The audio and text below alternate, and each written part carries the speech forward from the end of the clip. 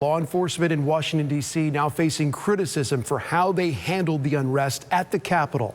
Over the summer, we saw many protests, some of which were met with heavy police force as demonstrators fought for racial equality.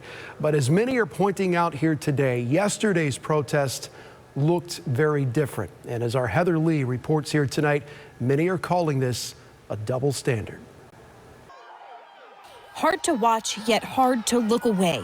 The world witnessed rioters storming the Capitol Wednesday as Congress worked to certify votes from the Electoral College. I was not just horrified. I was angered by what we saw yesterday. Those feelings echoed by so many, wondering how it was even possible for rioters to breach the doors, smash windows, roam the halls, and even take photos and pose on the Senate floor.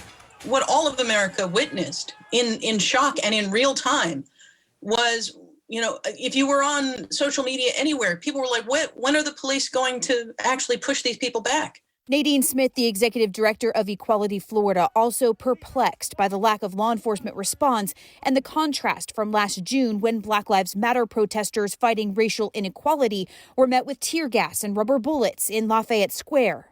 They were there to intimidate. It was a show of force intended to say, you will not do anything without a severe response. And yesterday, what we saw was crowds overwhelm a meager presence of police. Yes, there was less violence yesterday in response to suppress these individuals than I think would have been warranted. Michael McDaniel, a constitutional lawyer and former Deputy Assistant Secretary of Defense for Homeland Defense Planning at the Pentagon, says after the incident in Lafayette Square, it was clear the military should not have been involved. He believes the military, including the D.C. National Guard, developed a strong reluctance to be a part of anything that looks to be a protest in Washington, D.C., and could explain partly the lag in response.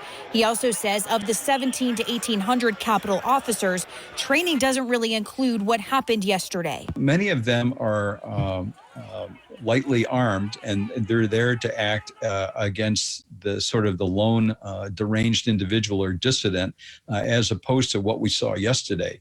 So we need to look at the training on that. He also says there's a reliance upon people observing the norms for the Capitol, a place held in high respect. And he says once people get inside, there aren't many layers of defense left. He says that will likely be something that's looked at in the coming days. Heather Lee, ABC Action News.